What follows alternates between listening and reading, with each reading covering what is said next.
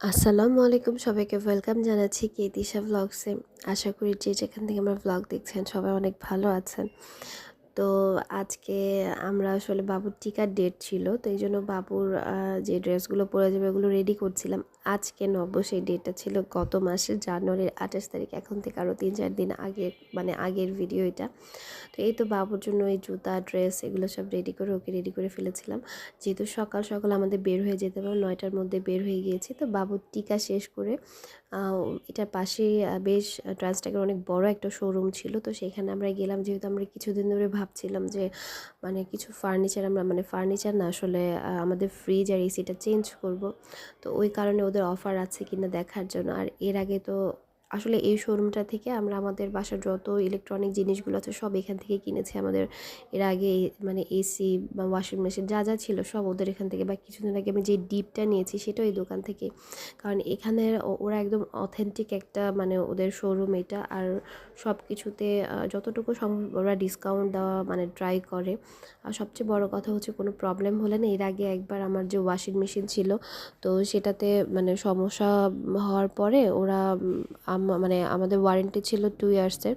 তো 2 ইয়ার্সে কিছুদিন আগে যেহেতু নষ্ট হয়েছিল, তো ওরা ওইখান থেকে মানে 1 মাস বা 15 দিন আগে তখন তারা আমাদের পুরো স্যামসাংয়ের ওরা আমাদের পুরো টাকাটা ক্যাশব্যাক করে দিয়েছিল, শুধুমাত্র মানে ডেলিভারি চার্জটা বাদে।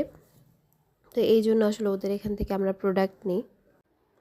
আমরা আসলে অনলাইনে ঠিক করে ফেলেছিলাম যে মানে কোন মডেলের ফ্রিজ আর এসিটা নিব, তো ওই অনুযায়ী জাস্ট দাম দেখতে গিয়েছিলাম। আর আমরা যদি এক্সচেঞ্জ করবো, মানে আমাদের আগের দুইটা দিয়ে মানে এখন আমরা নতুন দুইটা নিব, বা কেমন কি লাগতে পারে মানে ওভারঅল সব কিছু। তো এই দিকে আমরা অলরেডি আমাদের ওইভাবে কথাবার্তা হয়ে আমরা মানে জাস্ট টাকা দিয়ে কিনে আমরা আবার দাইনি স্কুলে চলে আসছি। যেহেতু দাইনকে স্কুল থেকে নিতে হবে, ওর স্কুলের বাগানটা এত বেশি সুন্দর, মানে একটু আগে অবশ্যই দেখছেন এত সুন্দর সুন্দর গোলাপ আর গাঁদা, মানে খুবই মানে দেখলে একদম মন ভরে যায়। তো এদিকে সন্ধ্যা হয়ে গেছে, আর ফার্নিচার আমাদের যে ইলেকট্রনিক যে এগুলো আসবে ওগুলো ডেলিভারির টাইম হয়ে গেছে, ওরা চলে আসবে। তো ভাবলাম যে সন্ধ্যা শর্টকাটে কি করা যায়। তো এদিকে দাইন বলতেছে আম্মু নুডলস রান্না করো, এটাই সবচেয়ে বেশি মজা হবে আর খেতেও ভালো লাগবে। তো ঠিক আছে, আমি তো আবার 1 গামলা নুডলস ছাড়া রাঁধতেও পারি না, খাইতেও পারি না, যাই হোক। তো নুডলসে আমি আবার 1 গামলা যেমন নুডলস খাই 1 গামলা সবজিও দিই। কারণ আমার কাছে মনে হয় আমি নুডলসের সাথে যে পরিমাণ সবজি আর ফ্রাইড রাইসের সাথে যে পরিমাণ সবজি খেতে পারি, অন্য আর কোনোভাবে আমি সবজিটা খেতে পারি না। আমার কাছে কেমন জানি একটা স্মেল লাগে সবজিতে। তো এই জন্য আমি নুডলস বা ভেজিটেবল রাইস রান্না করলে, মানে ফ্রাইড রাইস রান্না করলে আমি প্রচুর সবজি দিই। তো এখানে আমি জাস্ট একটু চিংড়ি মাছ ভেজেছিলাম দারিনকে দেওয়ার জন্য, কারণ নুডলসে চিংড়ি মাছ খেতে পছন্দ করে, আর আমাদের জন্য ডিম দিয়ে মানে করেছিলাম।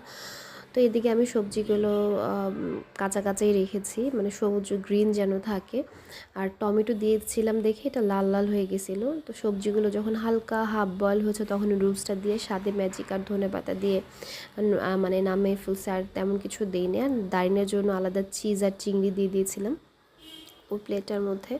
তো এই তো ছিল সন্ধ্যার নাস্তার সাথে ছিল গার্লিক টোস্ট, কলা, আর হচ্ছে গিয়ে একটা সস করি আমি চিজ দিয়ে গার্লিক দিয়ে। ওই সসটা দাইনের বাবাও খেতে খুব পছন্দ করে, দাইনও শুধু শুধু খেয়ে ফেলে, মানে যেই খাবারের জন্য বানিয়েছে ওটা খাওয়ার আগে সস শুধু খেয়ে ফেলে। তো এই তো এখানে নুডলস আর এই তো সস, আর এইদিকে হচ্ছে আমাদের ফ্রিজে অলরেডি চলে এসছে। তো পরে আমি একটা জিনিস খেয়াল করে দেখি যে মানে জিনিসগুলো যে নিয়ে আসে খুবই একজন বয়স্ক মুরব্বী চাচা। তা আমি চিন্তা করতেছি যে এ কি আসলে মানে ওই 3 তলার উপর উঠাইতে পারবে। পরে দেখলাম যে না, মানে আলহামদুলিল্লাহ চাচা একাই সব মানে জিনিস উঠাইতেছে একটা একটা করে। আবার আমাদের আগের যেগুলো ছিল সেগুলোও সেই যে একা মানে নিয়ে গেছে। তো ভাবলাম যে মানে উনি মাশাআল্লাহ দিলে অনেক স্ট্রং চাচা, মানে এই বয়সের অনেকে তো মানে চলতে ফিরতেও আরেকজন লাগে, বাট উনি মানে এত পরিশ্রমের কাজ করতেছে, সব নিজে নিজেই মানে একাই উনি সব করতেছে। তো এই তো উনি আসলে প্যাকেট খুলতেছিল আমাদের মানে ফ্রিজটা। এটা আমি আসলে রুমের ভিতরে এনে রেখেছিলাম, কারণ আগের ফ্রিজটা যেহেতু বের করবে, আমাদের আগের ফ্রিজটা যেখানে রাখা স্টোরের এখানে, তো এই জন্য এটা রুমে রাখতে হয়েছিল।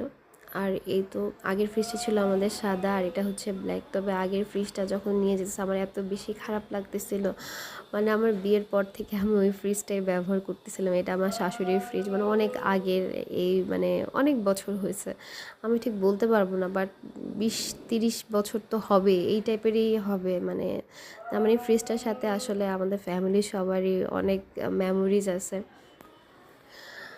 আর আসলে কি মানে কিছু সময় হচ্ছে, মানে কিছু জিনিস মানে আনতে গেলে আবার কিছু জিনিসকে আমাদের মানে ছেড়ে দিতে হয়। তো এই তো, তো আমার ফ্রিজটা কেমন হয়েছে বলবেন। আসলে আমার তো অনেক বেশি পছন্দ হয়েছে, আগেরটা থেকে এটা একটু ছোটো, বাট আমার এখন আমার এত বড় ফ্রিজ লাগবে না, যেহেতু আলাদা ডিপ আছে। তো সবাই ভালো থাকবেন, আসসালামু আলাইকুম।